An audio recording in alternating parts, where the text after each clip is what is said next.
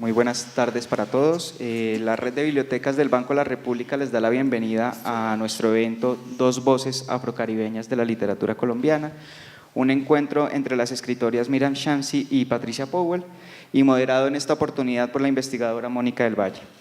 Este diálogo es sin duda una excelente oportunidad para encontrarnos, o sería mejor decir reencontrarnos, porque siempre ha estado cerca de nosotros, con la literatura del Caribe y especialmente con la literatura de las Antillas. Patricia Powell es una novelista de origen jamaiquino, creció en Estados Unidos, donde estudió escritura creativa, es docente del departamento de inglés en el Mills College y cuenta con 4 novelas publicadas. La Pagoda, una novela que escribió en 1998, será la primera traducida al español y entre otros temas estaremos hablando de esta novela. Por su parte, Miriam Shamsi es novelista y ensayista haitiano-canadiense, también se desempeña como docente y sus obras, al igual que las de Patricia, han sido merecedoras de diversos reconocimientos. The Loneliness of Angels, La Soledad de los Ángeles, que en español será conocida como Loas, también será su primera novela traducida al español y por supuesto también será tema de esta conversación. Y por último, como moderadora hemos invitado a Mónica del Valle. Mónica es docente, investigadora y traductora, es doctora en estudios culturales e hispánicos del Michigan State University y ha dedicado buena parte de su carrera al estudio de la cultura del Caribe y de las Antillas. En este momento está realizando las ediciones y las traducciones de los libros de nuestras invitadas con un proyecto conocido como La Siren, que esperamos que nos hables un poco de ese proyecto que me parece maravilloso. Y pues antes de darle la palabra, queremos agradecerles por aceptar la invitación y a ustedes por su asistencia. Muchas gracias. So good afternoon. Buenas tardes a todos y gracias por venir. Vamos a comenzar de una vez porque tenemos un tiempo limitado, entonces quisiera comenzar por agradecer el Banco de la República por esta gran oportunidad para La Siren, que es nuestra casa de publicaciones, para lanzar el libro de Patricia, que probablemente lo encontrarán a la entrada del salón. En julio también encontraré el libro de Miriam. Mi primera pregunta es para las dos, y es ¿cómo es que iniciaron sus dos novelas? ¿Cuál fue el inicio de sus novelas y cómo fue el proceso? Yo comencé La Pagoda más o menos al mismo tiempo cuando estaba convirtiéndome en ciudadana de los Estados Unidos. Yo emigré desde Jamaica como en mis primeros años, y en mis 30 decidí convertirme en ciudadana y comencé a pensar en qué quiere decir vivir en un nuevo lugar con un nuevo lenguaje. ¿Qué quiere decir crear una nueva familia y una nueva comunidad en un mundo que era tan diferente? La novela se trata de la inmigración china a Jamaica y en particular sigue las experiencias de una mujer china que se llama Lu, que se viste como un hombre y vive en Jamaica como hombre. Ella tiene una tienda y cuando al inicio de la novela la tienda se ha incendiado y entonces ahí es que comienza ella a tratar de reconstruir su vida. Los chinos llegaron a Jamaica en el siglo XIX, llegaron justo después de la esclavitud y llegaron a Jamaica y las plantaciones estaban desiertas, necesitaban trabajadores y en ese periodo el Imperio Británico estaba expandiéndose y llegando hacia China. Y ahí pudieron encontrar trabajadores en China para trabajar en las plantaciones de Jamaica. Bueno, primero quisiera agradecer a Mónica por todo esto y por organizar todo esto, y estoy muy contenta de estar acá y gracias a nuestro público. El inicio de mi novela fue bastante diferente a mis otras novelas, en el sentido en que mis primeros libros me llegaron muy rápidamente, tenía un sentido de dirección y de qué era lo que tenía que estar haciendo, pero cuando escribí La Soledad de los Ángeles estaba trabajando en un documento académico y resultaba que tenía dos vecinos muy interesantes. El primero era la primera poetisa irlandesa en escribir en gaélico, la lengua de Irlanda. Y en el mismo apartamento, unas semanas después, tuve a Florence Steinem como vecina. Y en ese momento yo tenía mucha dificultad para escribir. Estaba bastante enferma y estaba editando porque era lo único que podía hacer en realidad. Y tuve una conversación con Gloria. Me invitó a su apartamento y le estaba yo explicando mi situación y me dijo ella: necesitas simplemente escribir lo que puedas escribir cuando sea que te llegue. Y lo que pasó fue que en el 2004 hubo un terrible huracán en Haití que destruyó casi completamente la ciudad de Gonaïves, y eso era lo que yo tenía en la cabeza. Y ese día fue que comencé escribiendo un parágrafo. No fue una gran influencia porque ella había salido de Irlanda, también tenía dificultades para escribir, llegando a Nueva Inglaterra, en Estados Unidos, y ella me habló de la importancia de escribir sobre cosas que nadie más está escribiendo. Me tomó más o menos 6 a 7 años escribirla de manera muy lenta y muy detallada. Y la pregunta que me pregunto como haitiana que creció en Canadá después se convirtió en profesional en los Estados Unidos es si llevamos en nuestro ADN el espíritu de nuestros ancestros. Así que para poner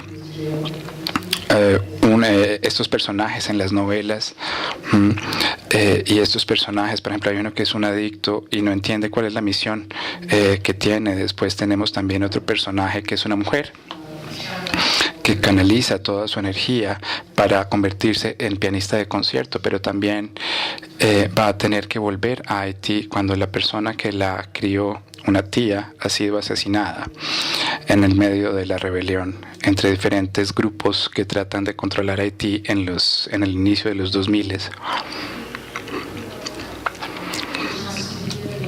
Yo quisiera darle al público una oportunidad de escuchar algo de estas novelas. Vamos a comenzar con Patricia y vamos a leer un pequeño pasaje.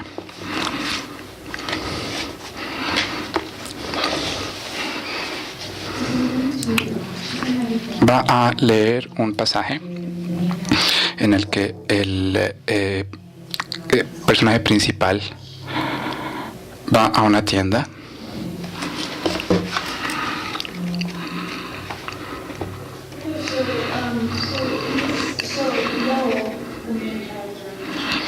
Entonces, este personaje principal está pasando como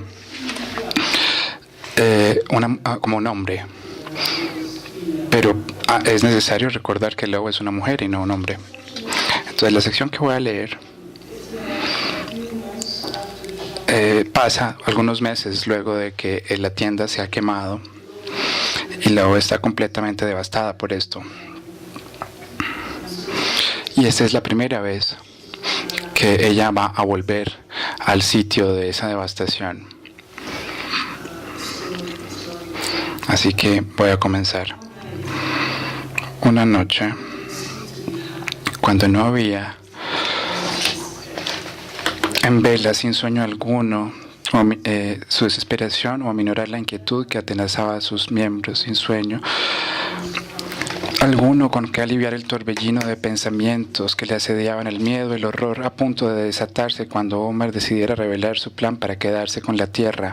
Saltó de la cama y agarró la ropa y los zapatos que tenía estacionados en la puerta y bajóles velozmente los empinados escalones de piedra del corredor en medio de la oscuridad cegadora, abriéndose camino entre las ruinas chamuscadas de la tienda, donde no había estado desde que regresó a su casa de su visita en Westmoreland. No tenía a nadie con quien compartir su soledad.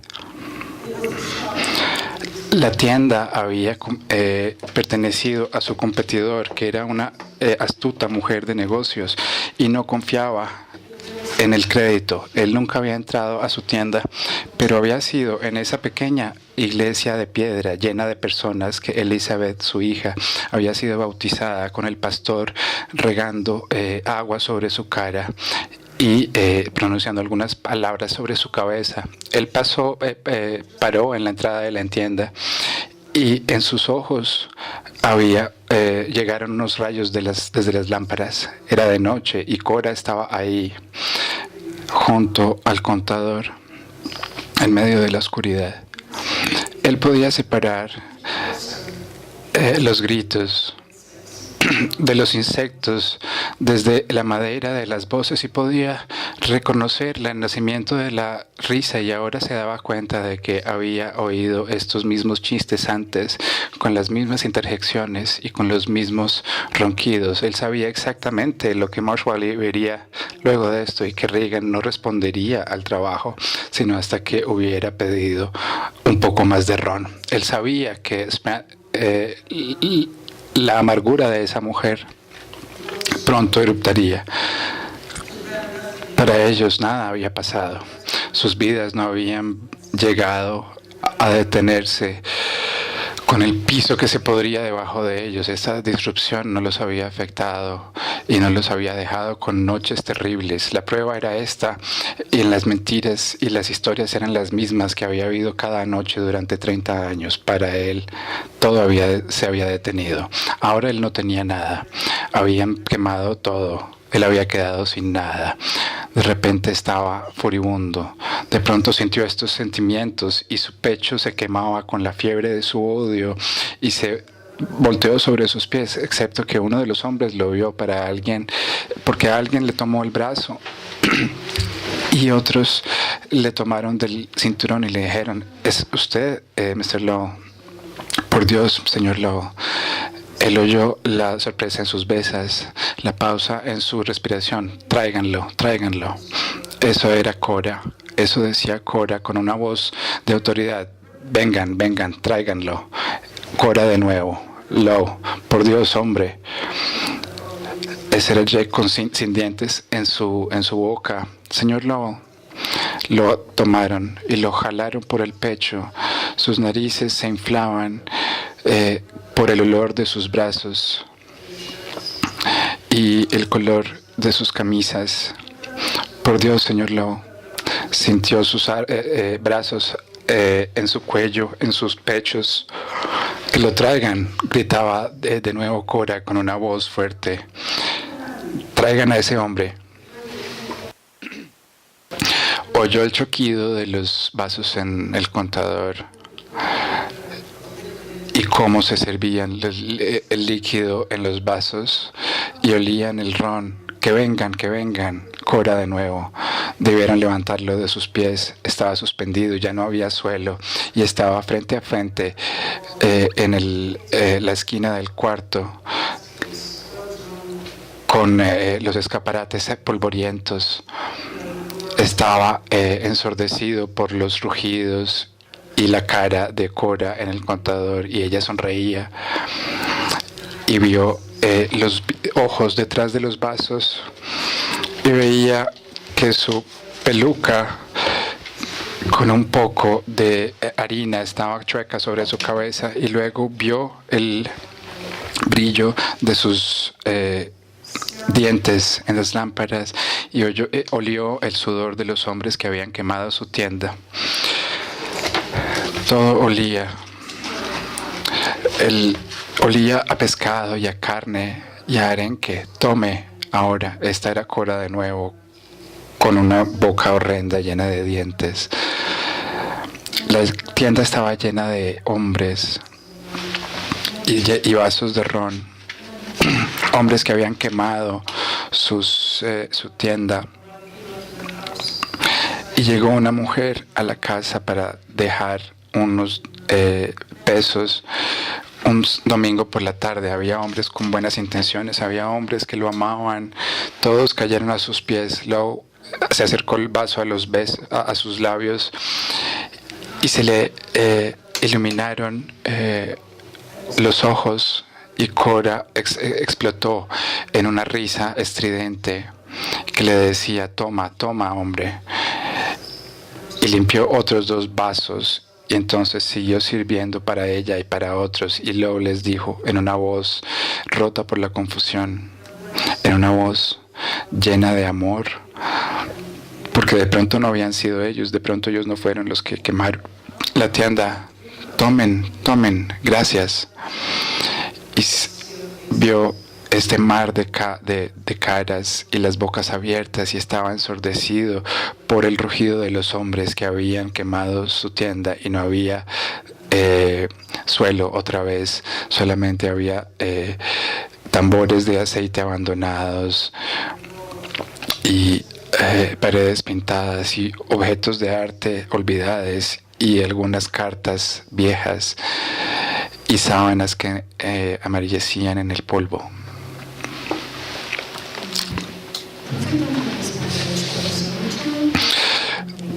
Patricia, ¿tú quisieras comentar algo acerca de este pasaje y de las tensiones entre los chinos y entre los jamaiquinos? Porque, como sabes, es un contexto diferente al nuestro.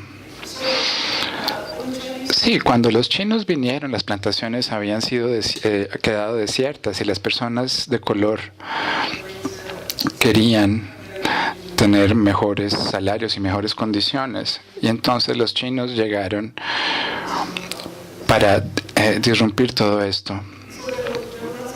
Y había mucha tensión entre las comunidades. De hecho, entre los dueños de las plantaciones, los negros, los chinos. Creo que las personas negras se sintieron traicionadas por esto. Sintieron que perdieron sus derechos. Y los chinos también.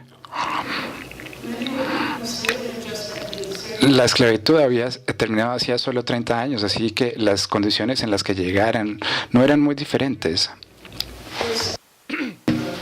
Eran muy similares a lo que los negros habían experimentado algunos años antes.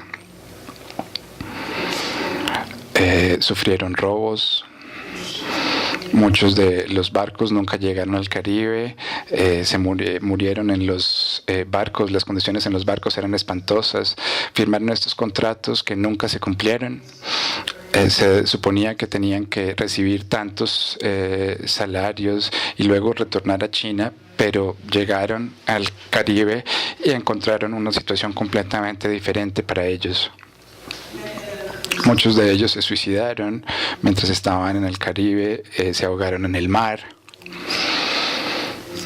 Simplemente pararon de trabajar, murieron de hambre, pero muchos otros se quedaron y son descendientes. Y los descendientes de los chinos hoy en día vienen de estos primeros inmigrantes.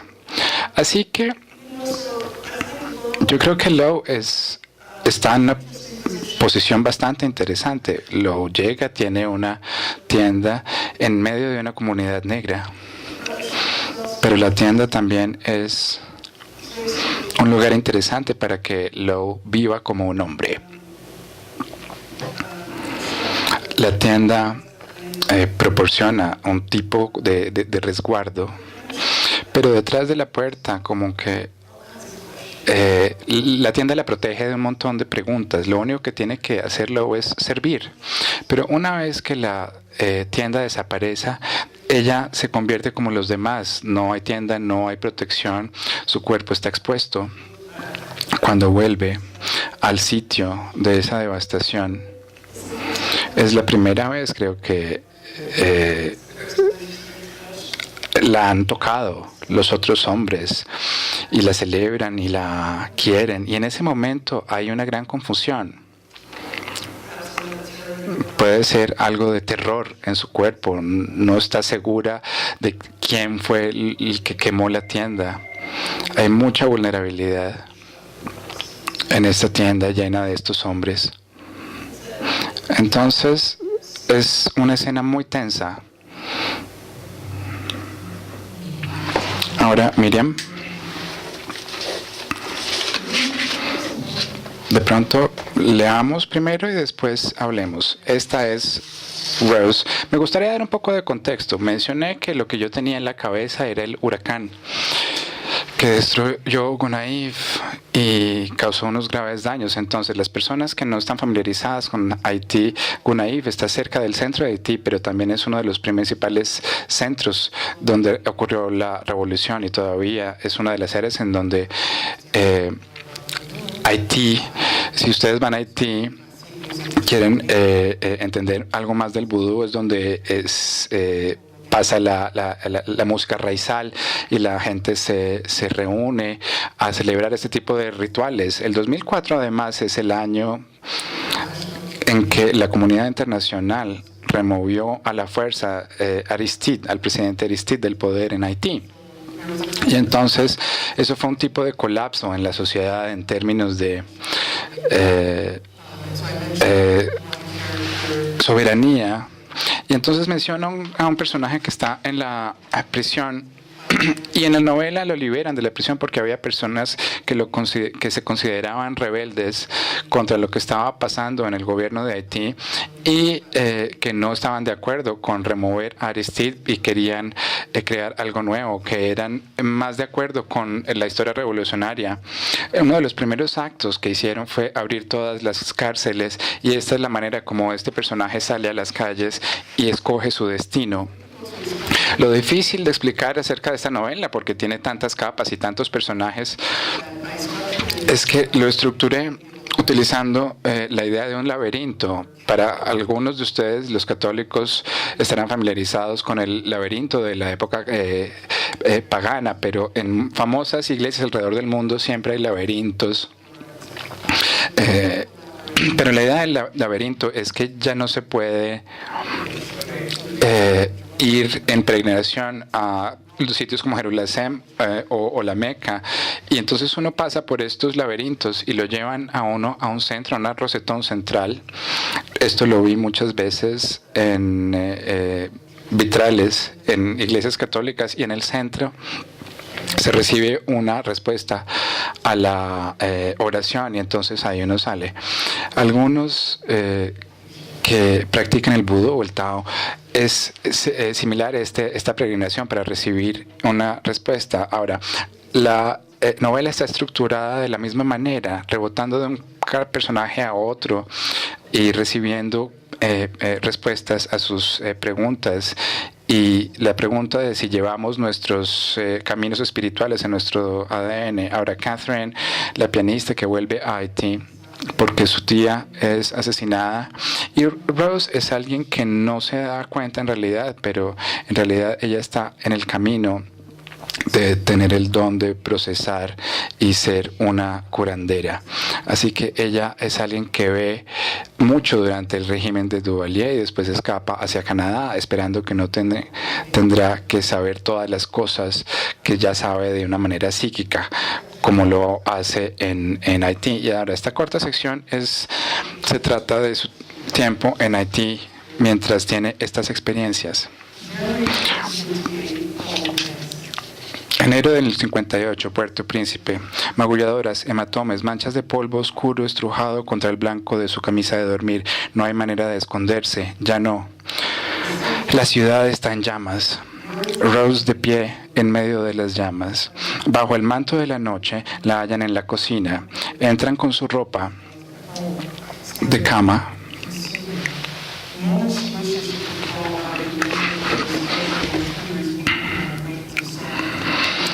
Rechina entre los extremos nerviosos y el tejido.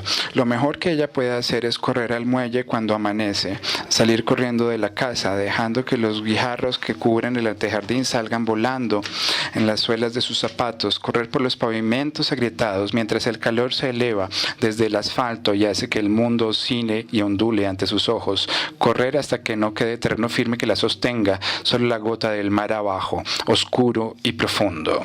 Desearía poder seguir corriendo y simplemente dejar su cuerpo caiga, se hunda de los pies a la cabeza, su vestido inflándose alrededor como una flor de algodón saliendo de su vaina, las algas lanzando zarpazos hacia su cuerpo. Lo único que le impide arrojarse de las olas es el recuerdo de su abuela y de su madre, aún desamparadas en la casa limpiando arroz junto con Virginie, el ama de llaves. Correr y hundirse. Cada vez que piensa que lo logró, se despierta empapada en sudor frío con un sentimiento de espanto que se le pega a las entrañas, restos que los espectros dejaron tras de sí. Rose tiene miedo de contar a alguien las cosas que ve. Los sueños de Rose están llenos del ruido de cucharas y tenedores que brincan a sus muertes contra el esmalte desportillado del lavaplatos, donde chocan con estrépito y dan golpes y la despiertan de su sonambulismo, despertando toda la casa con ella. Rose nunca logra recordar cómo llegó ahí. Cuando le piden que explique a qué se levanta, encoge los hombros y frunce el ceño. No responde a nadie más que a Dios. En esos días está empezando a preguntar si él existe, si ha desaparecido como los otros que fueron arrancados en la noche, esos de quienes nunca más se tuvo noticias. La cubana, su vecina de la casa del lado, es la quien más viene a ella. Nadie sabe si realmente viene de Cuba o es de otro lugar. Tiene cabello liso, negro azabache y una complexión blanco pálido que recuerda la pulpa del coco. De frente la llaman Coco. Rose mira a la mujer con el rabillo del ojo cuando se desliza en la cocina como los demás al caer la noche. La ve comerse los restos del pastel de papas con la mano. Hace días que nadie la ve en persona, excepto Rose, sentada a la mesa de la cocina de su madre en la oscuridad, viendo los fantasmas caminar a su lado en busca de consuelo. Rose sabe que no son en realidad fantasmas ni zombies. Caminan dormidos en busca de su reposo. Al contrario de ello, ellos tienen lugar a donde ir. No es que ella nunca haya caminado dormida. Acostumbraba a caminar por la casa a oscuras, con los pies descalzos, avanzando lentamente con los dedos de los pies extendidos, intentando recordar cómo se sentía el suelo frío bajo sus pies, haciendo un mapa de la casa alrededor de los muebles y los rincones de las paredes. Su madre le había dicho que esto acabaría cuando fuera mayor y así fue, por un corto tiempo. Pero desde que comenzaron las desapariciones luego de las elecciones, o justo antes, es difícil llevar el registro. Quisiera recordar que Duvalier se hizo elegir en el 57. Camina dormida, imitando el miedo que atenaza a todos en la garganta cuando salen de sus casas. Algunos ni siquiera llegan tan lejos, no llegan ni al zaguán de sus casas. Uno de ellos, mientras devoraba pollo con todo y tuétano, le había contado que lo encontraron colapsado en un charco de sangre que emanaba de 4 agujeros de bala, mientras aún sostenía entre las manos una media que se estaba poniendo, sentado al borde de la cama. Rose oyó los delicados huesos de pollo crujir entre sus dientes. ¿Está muerto? Debe estarlo, piensa, mientras escucha al hombre parado contra la barra de la cocina, vestido en uniforme de fútbol. Entorna los ojos y mira hacia abajo para ver que solo tiene una media puesta. Con el pie descalzo araña la prominente pantorrilla sobre el extremo doblado de la media de lana. Hay ocasiones en las que Rose no sabe qué creer, pero la mañana siguiente lee en el periódico que hallaron los cuerpos de todos los integrantes de un equipo de fútbol, muertos antes de un gran partido. Ninguno de ellos en el mismo lugar, como si los asesinatos hubieran sido al azar, no planeados, excepto que todos estaban muertos. El equipo rival ganó por la ausencia del otro. Anunciaron su victoria en silencio, preguntándose quiénes serían los siguientes en caer. ¿Quién será el próximo? Nadie lo sabía. Vivían a diario en un elaborado juego de escondidas. Nadie sabía quién era, quién estaba a salvo, solo que había que esconderse.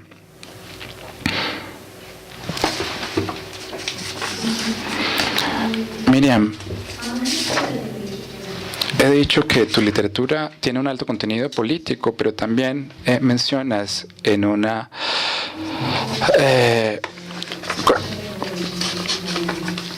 ¿Cómo traer estas cosas juntas, especialmente en relación al vudú? Bueno, esto es una pregunta grande. Es el trabajo de toda una vida. Soy crítico literario también y creo que la mayoría de mi trabajo crítico se ha concentrado en respuesta a momentos políticos muy inmediatos. Entonces, por ejemplo, escribí un libro acerca de la literatura de las mujeres haitianas, y eso fue el resultado de vivir en la misma ciudad en el 84, a donde llegaron tropas para ocupar Haití, y luego en los 90s, que fue muy similar a la ocupación americana del 15 al 34. Eso era un libro que yo había planeado escribir al final de mi carrera, pero debido a los temas políticos y dado que era un crítico literario, necesitaba acudir a la escritura y darme cuenta que eran las mujeres que habían respondido de manera política a lo que había sucedido en Haití. Y las novelas comienzan en realidad en la ocupación americana en los 20. Ahora, como escritora, yo comencé un poco menos desde el lado del asado de la política y más desde la espiritualidad, porque estaba escribiendo desde mi juventud, pero luego sucedió un tipo de fusión entre los dos proyectos. A no ser que uno esté concentrado en estudios religiosos, no hay mucho espacio para la religión en la crítica. Entonces, esto era una buena cosa y que había que tratar. Y en realidad no escribo acerca del vudú en la crítica, pero sí creo que el vudú es lo mismo en Haití, que los haitianos son 80% católicos y 100% vuduistas. La mayoría de las personas dicen que no practican el vudú, pero en realidad es parte de la cultura. Así que este superávit influencia a mi creatividad. No escribo acerca del vudú, pero siempre influencia a mis personajes. Mis personajes que se involucran mucho con el vudú de manera consciente, como alguien como Rose, pero que además tienen dones que pertenecen a su ancestro africano. Yo creo que podríamos leer a Ruth ahora.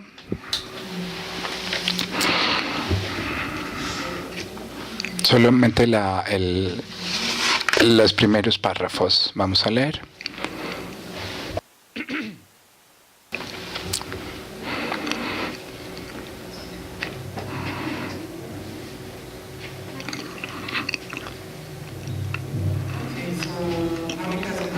Mónica me está invitando a leer desde una parte del inicio de la novela, y esto es de una sección que se llama Ángeles Caídos, y la voz que abre es Ruth, la mujer que yo mencioné que era asesinada. Es una mujer de clase alta, de hecho hace donaciones a los rebeldes y lo ha hecho durante décadas y nadie sabe que el dinero viene de ella, y ella escribe estas pequeñas notas de manera anónima a los rebeldes cuando les envía dinero y le firma como la llama, que es una de las deidades de Haití. Ángeles caído. Hay un epígrafo al inicio para nuestro país, para nuestros antecesores. Marchemos, que no haya traidores, seamos los regidores de nuestra tierra. Marchemos, marchemos unidos para un país, para nuestros ancestros. Esta es Ruth, 28 de febrero de 2004, Colinas del Puerto Príncipe, Haití. Ruth alisa el plástico que recubre su mesa de los recuerdos, como si tratara de deshacer los pliegues del tiempo. Debajo del plástico, sus rostros de juventud la contemplan junto con los de sus dos hermanos, con sus dos esposas e hijos, y junto con los otros rostros de los jóvenes a quien dio clases a lo largo de 3 décadas. Todos ellos habitaron esta casa heredada de sus padres. Era la única hija que quedaba aquí para cuando fallecieron, pues hacía tiempo los chicos se habían marchado, se habían casado y tenían vidas y casas propias. Sus hermanos se habían ido sin mirar atrás. Regresaban con ocasión de la excepcional cena para una reunión familiar, a veces de a uno para saludar e intercambiar noticias con un café oscuro de por medio. Pasó muchos años en el cuarto delantero con sus cortinas de velo. Hoy en día los visitantes son escasos. Ruth piensa en cómo empezó esta mesa de los recuerdos 10 años atrás, cuando le pareció de repente que la casa cavilaba enorme sobre ella, cuando los cuartos repletos de muebles pero vacíos de voces humanas la habían llenado de repente de pavor, de la pesadumbre del final de su vida hasta la vista, y teniendo muy poco que mostrar de su presencia en el cuento polvoriento de la mitad occidental de la isla que se había rehusado a partir, aún mientras veía a sus estudiantes crecer e irse, algunos para nunca volver más. Sus dedos hacían una pausa sobre la hilera de rostros, estudiantes que consideraba llenos de potencial. Entre ellos está su sobrina, Catherine. La incómoda sonrisa de Catherine revela que alguna vez usó frenillo para enderezar una mordida superior pronunciada. Tiene un hoyuelo en la forma de lágrima en la forma derecha, que recorre el trazo inferior del pómulo y desaparece en la curvatura de su sonrisa. La mirada de Ruth se detiene con cariño en la foto. Catherine ha cambiado desde entonces. Ruth puede sentirlo en el timbre de la voz de la joven y en las raras ocasiones en que llama. El cambio la hace con sonreír. La chica ha adquirido la compostura que Ruth deseó que tuviera cuando la vio por primera vez en el aeropuerto, flaquita y desamparada, aferrando la manija acolchada de una pequeña maleta roja, con los ojos aterrizados por el caos y los olores que la inundaban. Catherine tenía 11 años cuando la enviaron desde Canadá. La madre de la niña, Rose, había partido ya hacía 3 años. Un abandono de niña, pensaba Ruth para sí. Ruth deshizo el dedo bajando por la hilera después de Catherine y se detiene en la fotografía de que un muchacho que ella misma le presentó a su sobrina. En ese momento pensó que se la llevaría bien, pese a que la diferencia de edad era de una década, que uno servía de ancla al otro, pero se habían equivocado con Romulus, testarudo, ambicioso y temeroso hasta de su sombra como un ratón. Estaba allí desde siempre, ese miedo suyo, ese desprecio de sí mismo. Tal vez también se había equivocado con Catherine y Lucas, su hijo adoptivo, a quienes había entregado al mundo y perdido. ¿En qué estaba pensando en ese momento? Era demasiado joven y desconocía todo lo que en los últimos años había comprendido. Atisba la foto de Romulus. Estaba allí, enterrado en sus grandes ojos marrón que parecen querer devorar el mundo que nunca tendrá motivos para ver. Una mota de miedo que le daba una expresión de azoro. Con los años sus ojos se han endurecido, los bordes de su boca se habían afilado. No lo había visto en persona por 10 años o más. Las fotografías que veía de él en los periódicos lo mostraban desdeñoso, con un toque de sarcasmo, pero los ojos nunca cambian. La mota solo daba la impresión de hacerse más grande con el tiempo. Ruth atisbaba las otras fotografías de Rómulo en su collage y ve la sombra de duda que parece nublar toda su apariencia. Es una cosa casi tangible que la atrae hacia las imágenes, una fuerza invisible, algo espeso y mórbido. Cierra los ojos rechazando la energía, sacude la cabeza como para despejar una niebla que se espesa en su mente. No puedes entrar, piensa, no puedes entrar. La fuerza se retira llevándose sus dedos pegajosas. Debería sacar de ahí esas fotos de él, pero un resto de lealtad sigue alojado dentro de ella, como si Romulus fuera un hijo suyo necesitado de comprensión. Observa su mano deslizarse por el plástico. Venas verde-azules delinean ríos por la superficie café de la tensa hoja de palma que es el dorso de sus manos. Ríos, piensa, ellos todos ríos, atravesando la vida suya, acarreando consigo las peculiaridades de sus travesías, algunos dejando a su paso sedimentos y tesoros, otros arrancando algo de su propio lecho, un rincón de su propio corazón. Su corazón está en pedazos en estos días, sin verdadero rumbo ni propósito. Está a la espera. Espera a Lucas, espera a Catherine, espera incluso a Romulus.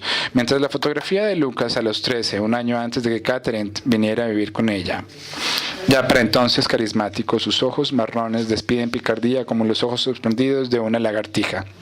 Lucas siempre fue su favorito y lo consideraba su hijo, aunque no lo hubiera dado a luz.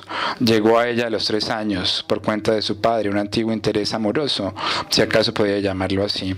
JP lo había dejado y se había ido, sin que volviera a saberse de él, en los momentos en que Ruth se convertía en la mujer a la que llamaban Mambo, pese a no haber sido iniciada en el culto de vudú y que no conoce en verdad los secretos de ese mundo paralelo. Ella es de ti, a la vez no lo es, siguiendo la madeja de prácticas que parecen estampadas en sus células y que no guardan similitud con los ritos católicos con que fue criada, ni con los del vudú que la gente apoya. La llaman Mambo porque no sabemos qué otro modo llamarla. Ruth suspira. Ya es casi tiempo de retirar las fotografías de su marco de plástico y guardarlas aparte para Catherine, quizás para los que vendrán. Es extraña para ella esa incertidumbre. Ruth nunca ha entendido realmente cómo sabe las cosas antes de que ocurran. Sabe que pronto va a ver Lucas, Catherine y a Romulus, aunque no ha visto a ninguno de ellos personalmente en años. También sabe que los verá en orden inverso a su preferencia. Primero a Romulus, luego a Catherine, a Lucas tal vez nunca más. Y que en algún lugar en medio de estos reencuentros y desencuentros perderá la vida.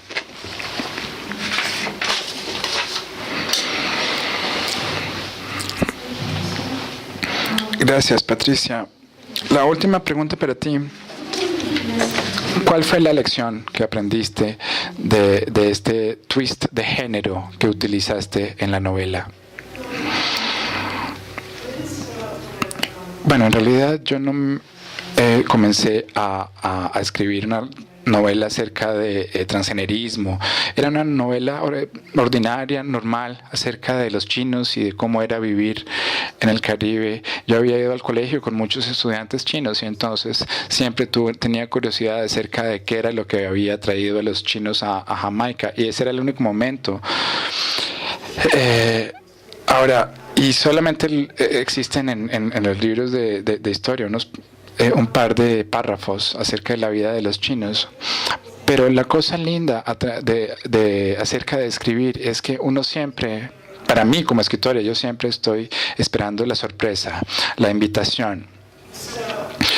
Uno comienza con una cosa, pero uno espera a medida que escribe que todo se va a destruir y que la gema del material va a relucir. Entonces inicié a escribir La Pagoda y había hecho toda esta investigación y comencé a escribir el libro, y entonces a mitad de camino, cuando todavía estaba investigando, encontré que las leyes chinas no dejaban que las mujeres dejaran China.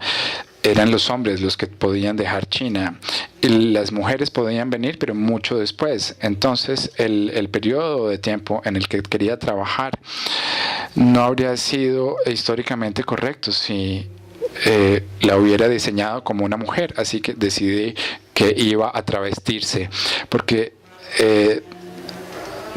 tenía otras novelas de hombres y quería escribir algo diferente.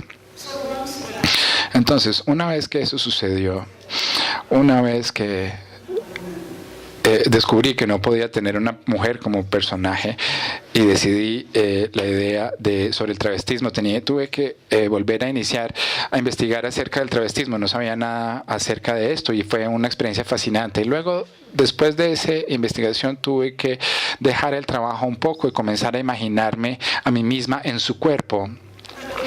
Y eso fue muy interesante. Y una de las cosas que encontré es que tanto, para mí por lo menos, tanto de ser un inmigrante es parecer, ¿no? Es parecer en una situación u otra, es moverse a través de diferentes situaciones. Son ciclos, es moverse por ciclos y lenguas y paisajes, y moverse a través de diferentes conciencias en cierto sentido, y es moverse a lo largo de clases, de diferentes clases.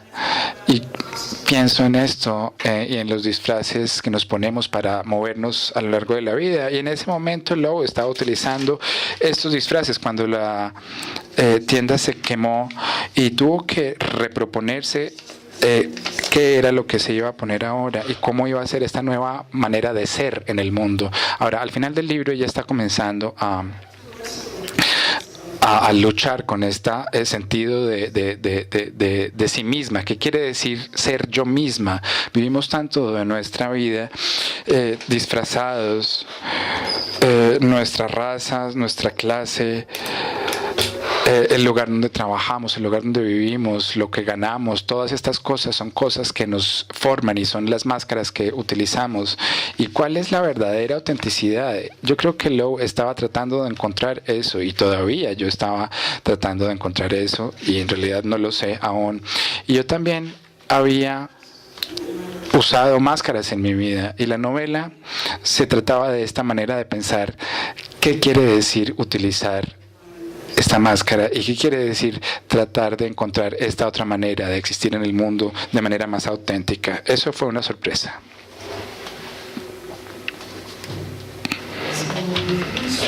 Vamos a terminar con una escena de Only Chinese.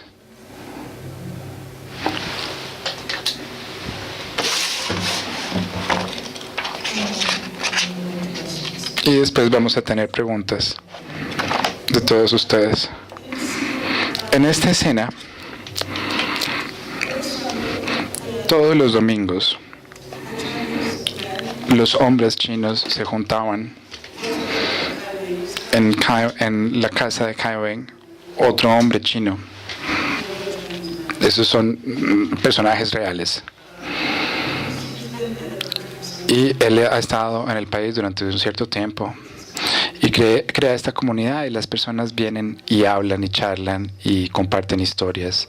Así que en breves y agudas ráfagas de sonoras derramaban testimonios conmovedores, variaciones de los cuales Lowe había oído antes, pero que escuchó, no obstante, recordando nuevamente la carta de su hija y todas aquellas noches saturadas de su angustioso sueño, y decidió que si hubieran sido más cercanos, deseó haber tenido el coraje de contarle todo y que ella estuviera aquí ahora, escuchando las virulentas historias de sus vidas y las deplorables condiciones que los alejaron de China. Con los rostros demacrados, grises y bañados por la escasa luz de la habitación en penumbra, con la tinta india que los ataba a sus contratos brillando aún en sus dedos, 2 libras al mes durante 5 años, de 17 a 20 horas al día, 6 días a la semana. Hablaban de China y de sus deudas. Hablaban de las graves pérdidas en el juego, del hambre que los llevó a firmar los contratos. Hablaban de las violentas peleas entre clanes y de las sociedades secretas, de cómo fueron capturados y hechos prisioneros, secuestrados y vendidos a agentes propietarios de barcos extranjeros. Y luego hablaban del hambre, siempre ese hambre increíble que mató a sus hijos y les obligó a vender a sus esposas. Entonces sus voces se callaban y la habitación se sumía en el silencio y se cepillaban las manos sobre el rostro y la boca firmemente apretada mientras luchaban con los recuerdos. Luego otro hombre daba comienzo a su relato y antes incluso de que terminara ya otro había comenzado el suyo. Entonces se quedaban sin palabras otra vez, rotos y avergonzados de cómo habían sido vendidos como perros por los suyos, alimañas que trabajaban para los sucios extranjeros. Al terminar la tarde, Lowe pedía recitar cada una de las historias de memoria, no porque entendiera todo lo que habían dicho, pues los dialectos se le habían olvidado llegado a este punto, sino porque había escuchado las mismas atrocidades una y otra vez en cada visita, año tras año. Había visto la misma desesperación en sus rostros, unos drogados y vueltos prisioneros, otros atacados por soldados armados que amenazaban con ahogarlos a menos de que subieran a los barcos, otros torturados. También estaban las historias de los contratos que prometían una cosa al ser firmados en Huangpu, pero decían otra una vez en las haciendas. Las historias de chinos que venían para unirse en otra isla con un hermano o un tío al que el negocio le había viento en popa, pero al llegar aquí los engañaban y terminaban trabajando en las paupérrimas plantaciones.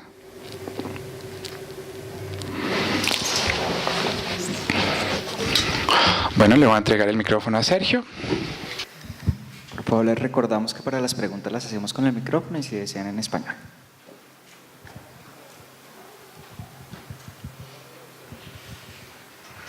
Buenas tardes. Mi nombre es Adriana Corredor. Yo actualmente estoy moviendo mucho algo que se llama el Poetry Slam en Bogotá, en Colombia. Y alrededor de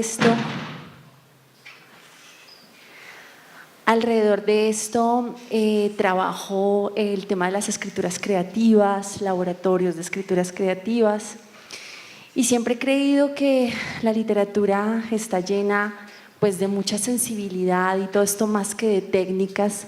Escucharlas ha sido un deleite, ha sido muy bonito escuchar sus novelas. Y la pregunta básicamente es ¿cómo consideran ustedes que se construye la literatura, que se hace literatura, de qué está hecha la literatura? ¿Qué le dirían a ustedes o qué le dicen a ustedes a las personas a quienes les dan un taller de escrituras creativas? ¿De qué está hecha? ¿Cuál es la materia prima de la literatura?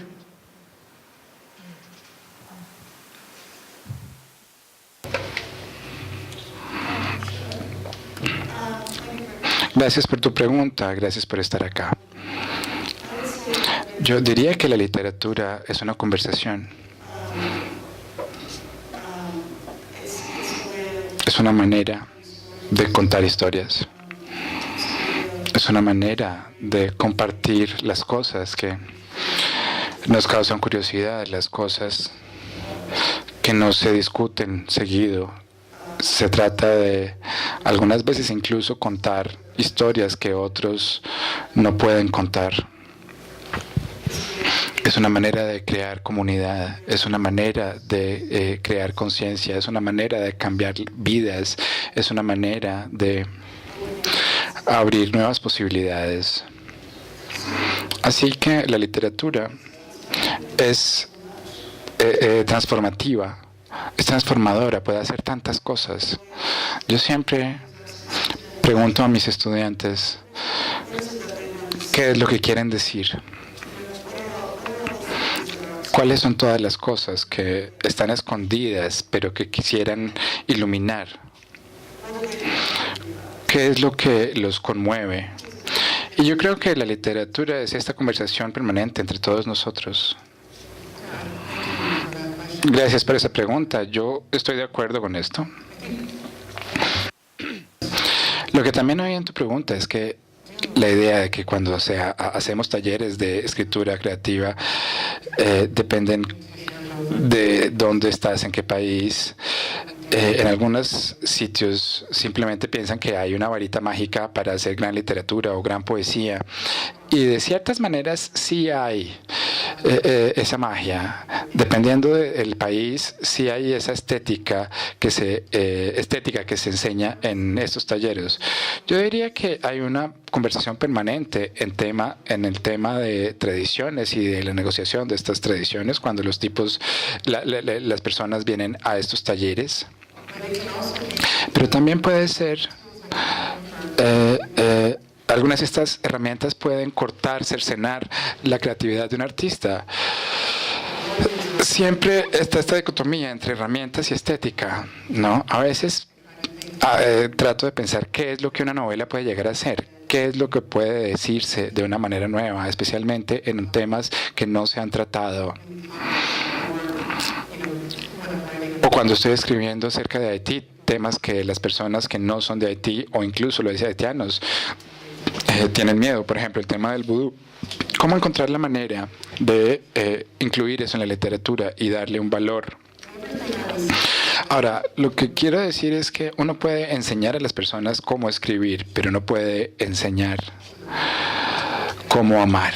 Y yo creo que la producción de literatura se trata de dejar que tu propia alma y aquello que tú valoras se transmita en la página. Yo creo que todo lo que podemos hacer en un taller es, de cierta manera, dar licencia para exhibir eso que existe en lo profundo de su alma y luego cómo formarlo y refinarlo para incluir a otras personas que quieran estar en esa conversación con ellos. Buenas tardes.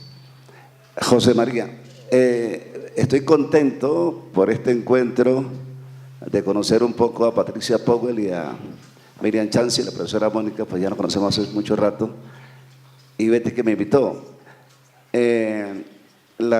Para Patricia Powell me llamó profundamente la atención lo que no sabía del asunto de la traída del chino a la isla de Jamaica. Y entonces, en estos días leí algo sobre que nosotros los seres humanos fundamentalmente somos seres cosmopolitas. Y esto me está dando la razón. Y que de pronto uno se cierra al otro y es fundamentalmente por la falta de conocimiento. Y la literatura es el camino que nos lleva a este encuentro, ¿no? Esta diversidad tan compleja, pero que la literatura nos ayuda, es como el camino.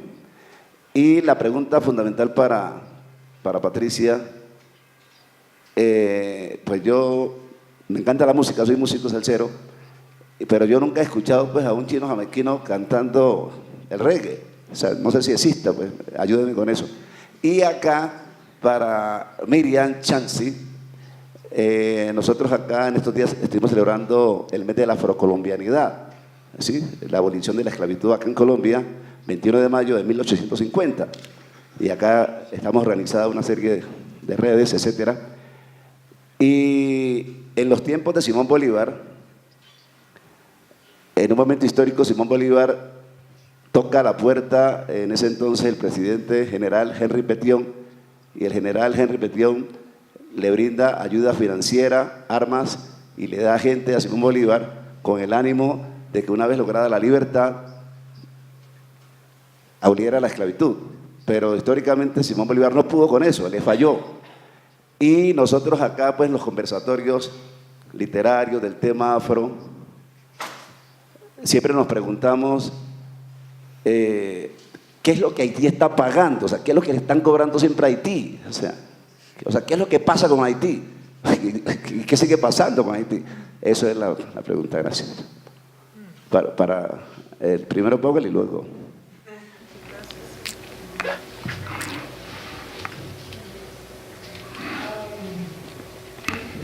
Gracias por esa pregunta. Hay varias maneras para responder a esa pregunta y voy a tratar de mantenerme breve, porque podríamos estar aquí un par de cientos de años hablando de qué es lo que ha pasado en Haití. De pronto una manera de comenzar es con Bolívar y esa conexión con Haití, cómo fue a Haití y cómo recibió apoyo de los revolucionarios y cómo lo recibieron en Jacmel. Varios autores acerca de esto, acerca de Jacmel. Y no solamente cómo falló en abolir la esclavitud, sino además falló en pagarle la deuda a Haití. No solamente iba a recibir armas, pero tenía una deuda con Haití que tenía que pagar. Haití, en el imaginario caribeño, siempre ha tenido esta imagen de ese momento de independencia, y porque fue el único país que estableció su independencia solo en este hemisferio. Los libros de historia están errados diciendo que es la primera república negra. Es la primera república del hemisferio occidental. Incluso los Estados Unidos se constituyó después de que se vendió a Luisiana, y los Estados Unidos modernos se constituyeron. En realidad, Haití es el primer país libre que hizo que todos sus ciudadanos fueran libres sin importar su raza.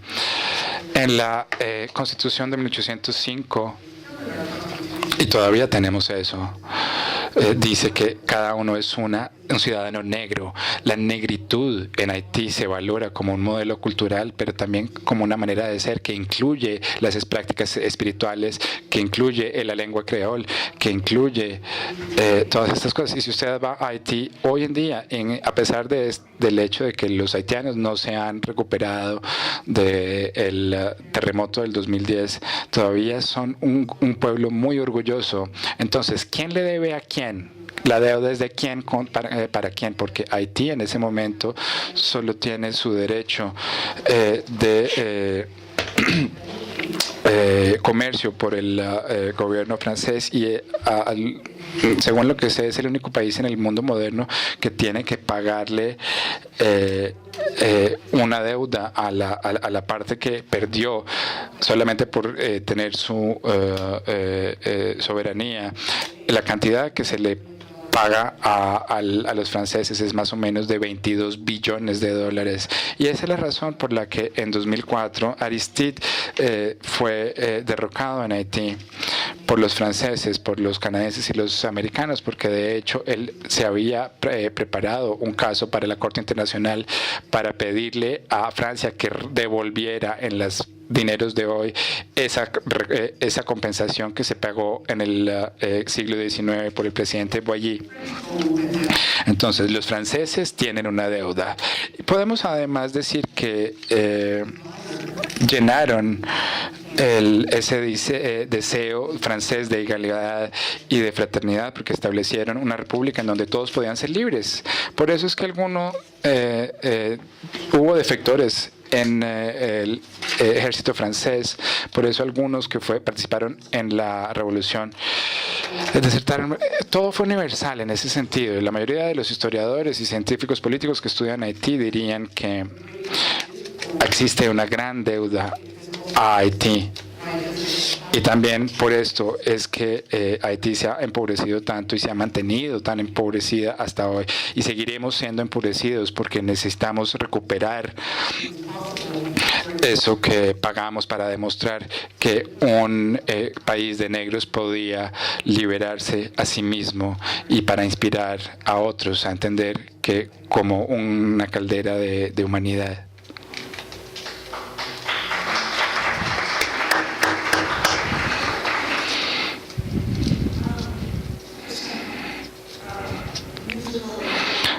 Para su deleite musical. Byron Lee and the Dragonaires. ¿Alguno los ha escuchado? Byron Lee and the Dragonaires es música de calipso y soca. Búsquenlos. Hola. Bueno, yo quería hacerles una pregunta a las dos, que ya de la cual pues, han hablado un poquito cada una, y es sobre cómo es la tensión histórica que se presenta en el lenguaje de las novelas. En el caso de tu novela, Patricia, porque claro, en tu investigación tuviste que, la pregunta es, ¿te importó ser coherente o utilizar un lenguaje que expresara lo que, pues, como se podía hablar en la época y esa relación además de inmigración? Entonces, si eso es importante para ti en la novela o no y por qué. Y pues en tu novela, que ya es más contemporánea, Miriam, pero ¿cómo se da esa, tú que estás, digamos, fuera del país, ¿no? Es algo que te interesa en lo que piensas y como crítica literaria también, por eso lo pensaba, ¿no? Como desde el punto de vista de la crítica literaria, esa verosimilitud, si es relevante o no. Eso. So I'll try to answer your question. Trataré de responder la pregunta. Hubo muchas cosas con las que tuve que lidiar cuando estaba escribiendo esta novela.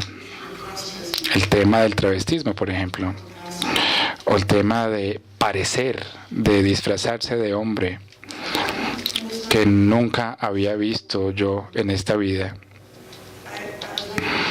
Entonces me preguntaba yo y me preocupaba cómo capturar eso de manera que se sintiera real.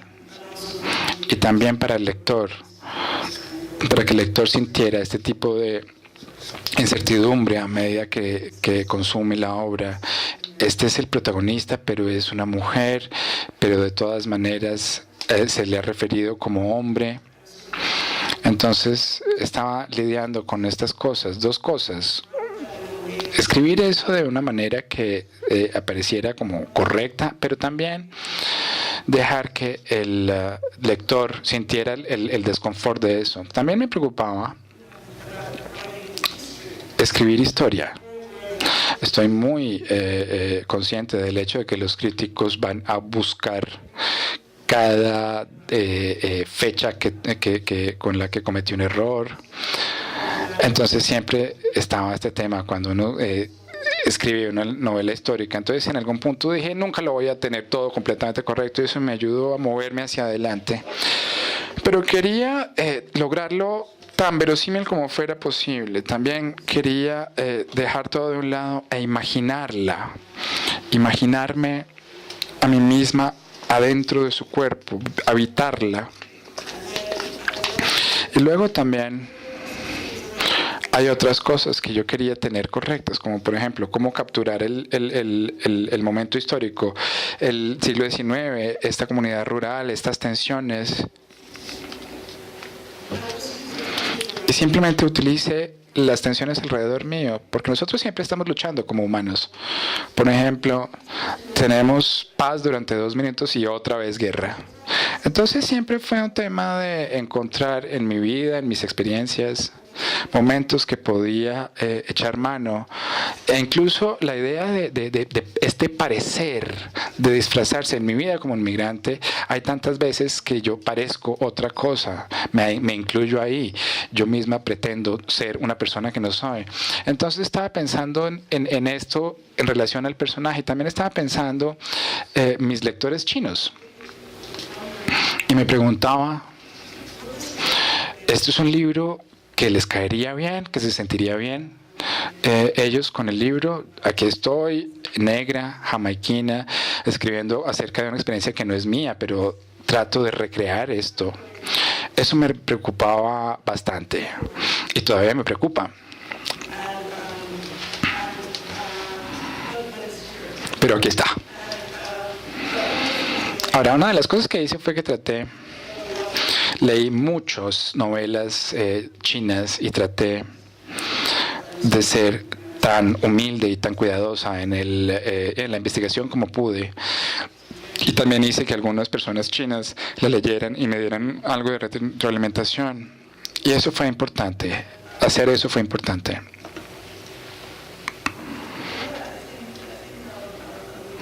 Yo creo que hasta ahí voy a hablar. Gracias por tu pregunta. Yo creo que tú me estás preguntando como crítico literario acerca de mi trabajo, que es un tema bastante complicado.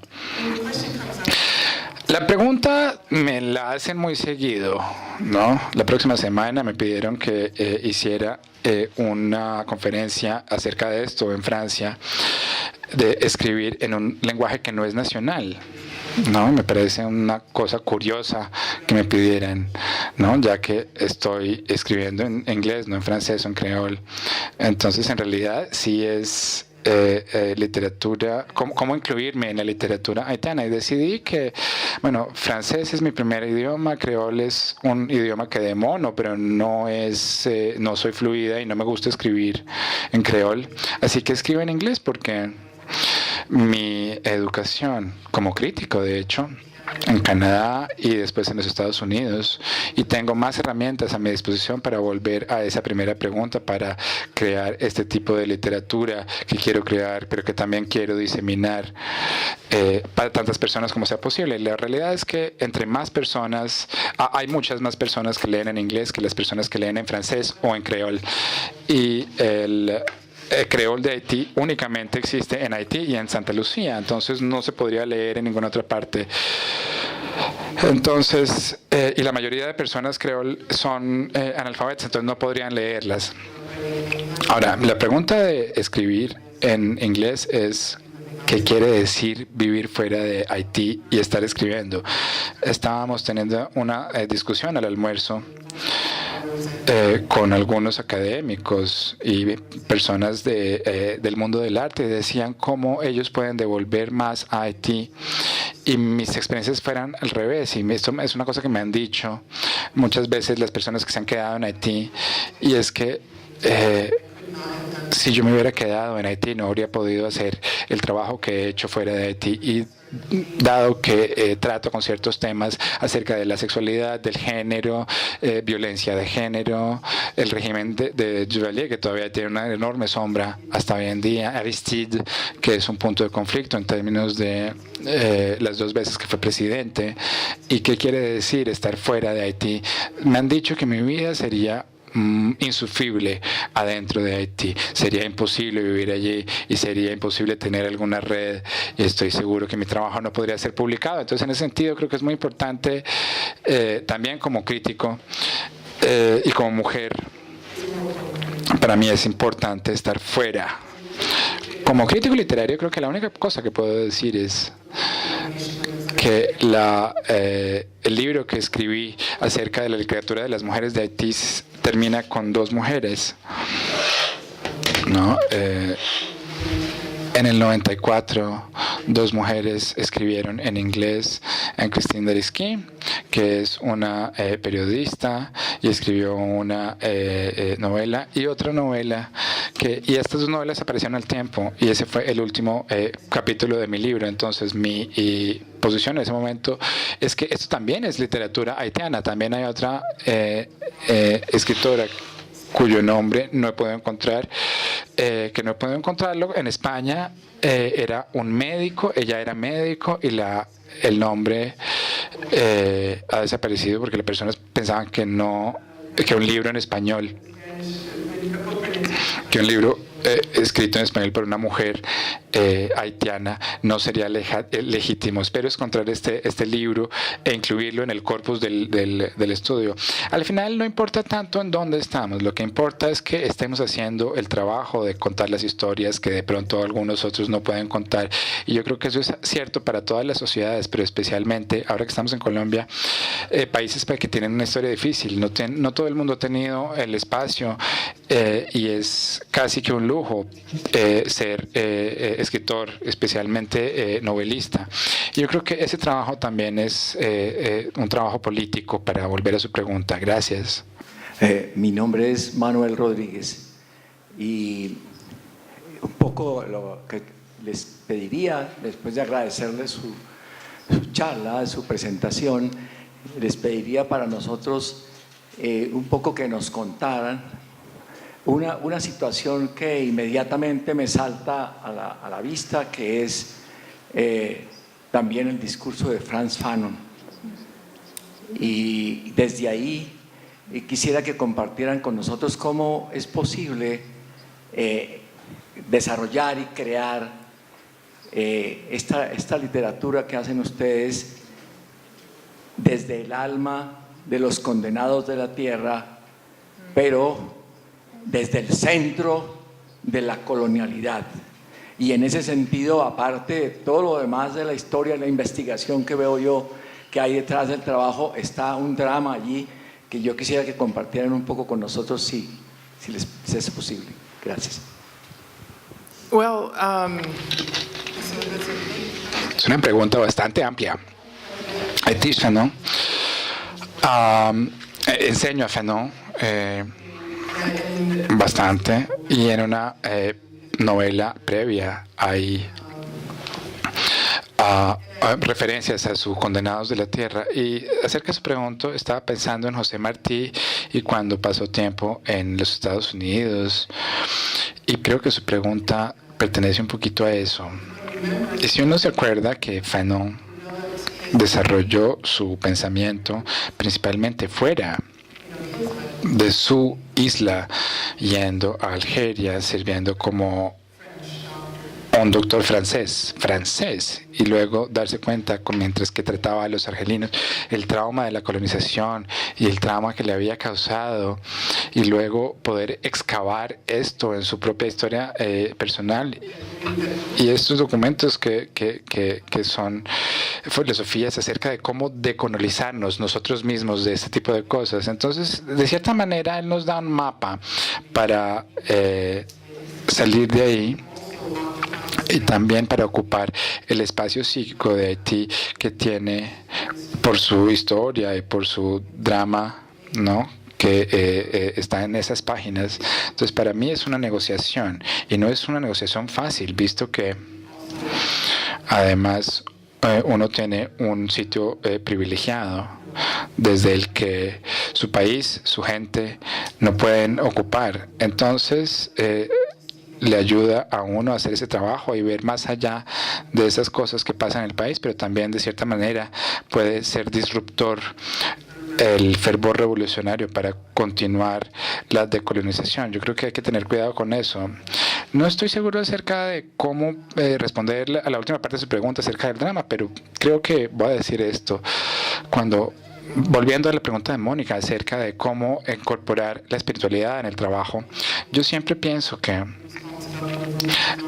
la respuesta de ser buduista y católica al mismo tiempo, este tema de ocupar el espacio de estar en Haití, y el drama me sigue por todas partes, pero el drama no necesita ser una forma de colonización. No necesitamos repetir los ciclos de violencia que esa historia nos ha dado, y para mí las novelas son una manera de negociar y de impartir cómo esto puede ser posible desde un punto de vista muy, muy personal, y cómo iniciar nuevos patrones, y estos nuevos patrones, cómo incluirlos en la historia de la espiritualidad que le permite a las personas sobrevivir en generaciones previas. Eso es lo que pienso. Veamos. No estoy seguro de que esto va a responder a su pregunta, pero voy a tratarlo. Como escritor, como escritora, no puedo imaginar ninguna otra manera de vivir en el mundo. No puedo imaginar no preguntar, no pensar, no imaginar algo que es diferente. Y entonces cada uno de los libros se convierte en ese tipo de proyecto.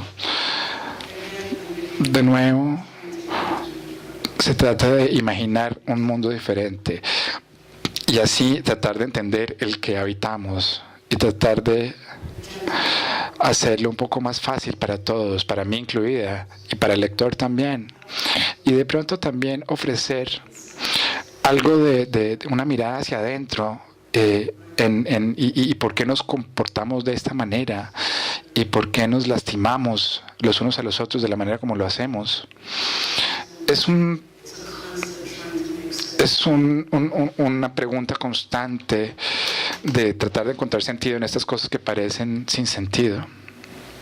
Yo tenía una pregunta y era saber si se podría hablar de un estilo de las Antillas como tal, un estilo propio de literatura de las Antillas y el Caribe, teniendo en cuenta que hay escritores clave, por ejemplo en Jamaica, Claude McKee o Roger Med, o en Haití, por ejemplo, Frank Etienne, o por ejemplo René, lo olvidé. Sí. Quisiera saber si, por ejemplo, teniendo en cuenta que hay exponentes tan variados, se podría hablar de que hay un estilo propio de literatura en la región. Yeah, well, there are so many different styles. I mean, Bueno, hay vary tantos by estilos y varían isla por isla. Y varían por las relaciones coreanistas, por las tradiciones, volviendo a la primera pregunta en términos de qué es lo que se enseña y qué es lo que se replica. En Haití depende también si uno trabaja en poesía, en obras de teatro o en la tradición de las novelas. En la poesía hay una tradición mucho más larga de trabajar en la lengua creol, utilizar el folclore. Por ejemplo, Yellow Bird de Harry Belafonte en realidad es una canción originalmente en creol. Hay muchas maneras en las que la poesía permite que las personas que no tienen medios se expresen y le den una voz a ese discurso nacional. Ahora, en cuanto a las novelas a los novelistas que usted ha mencionado, como Jacques Romain u otros, bueno, Frank Etienne es una historia diferente. Es bien interesante porque aquí esa es la razón por la que la literatura haitiana es tan interesante. Antes lo estudiaban mucho en Francia junto con los autores en francés, aunque el contexto era haitiano, la forma de la novela era muy similar a la novela larga francesa, no las novelas cortas que se tienen hoy en día. Y se aceptaron y se valoraron en la cultura francesa. Esto es bien interesante. Es hasta hace poco que ha habido una disrupción de Daniel Foyer y Annie Clance. Se indujeron hace poco a esta asociación de escritores de Francia, olvido el nombre, pero esto ha creado un gran problema en Haití porque los haitianos dicen que el creol es la lengua franca de los haitianos. Entonces están los que apoyan el creol y están aquellos que apoyan escribir en francés. Entonces Etienne escribe en francés, pero además escribe de una manera, con un pensamiento creol, ¿no? Y tiene un estilo como posmoderno, que también tiene algo de vudú. Entonces las personas que están acostumbrados a la literatura posmoderna podrán leerla como tal, algo más europeo, como los surrealistas, pero de una manera haitianizado, ¿no? Como creando un trance como el vudú. Pero esto no existe sino en Haití. Y personas como Lafrenière son muy aceptados en Canadá y él escribe en este tipo de forma híbrida. Entonces Don Dika, otras personas como Don Dika, que trabaja en el sistema americano, entonces su trabajo se parece mucho a otros autores de su generación en los Estados Unidos, pero con una influencia de creol, frases cortas. Ese se traduce a creol, es muy muy similar. Entonces no creo que podamos decir que exista una manera de escribir en ninguna parte del Caribe, pero por ejemplo este ejemplo de Haití demuestra que hay muchas variedades y es muy complicado. Ahora, la cosa buena de esto es que se puede iniciar algo nuevo en la literatura. En mi caso, por ejemplo, hasta la siguiente novela que va a ser sobre el terremoto que se va a publicar en Canadá. Hasta ahora mis novelas han sido publicadas en Inglaterra porque tienen una mayor tradición de este tipo de formas híbridas, ¿no? Entonces el hecho de que yo esté escribiendo en inglés hace que esto sea más fácil. Mi trabajo es bien particular, pero sí veo que esto es una oportunidad para escribir algo diferente. Les agradezco muchísimo, muchísimo haber venido. Allá afuera hay una mesa con varios de los libros de La Sirène, que como les dije, pues somos pequeñitos. Entonces hay un libro de Franck Etienne, hay una libretica que es el resultado de un taller de traducción que tenemos, con una parte de una novela de Maryse Condé, la que se ganó el Premio Nobel de Literatura Alternativo el año pasado, de la isla de Guadalupe, y está la novela de Patricia, allí nuevita, recién salida de la imprenta esta mañana. Hay también una lista, por si ustedes quieren dejarnos sus correos para cuando salga la novela de Miriam, que será pronto. It has been an honor, girls. Thank you very, very much for this conversation. Buenas tardes. Muchísimas gracias.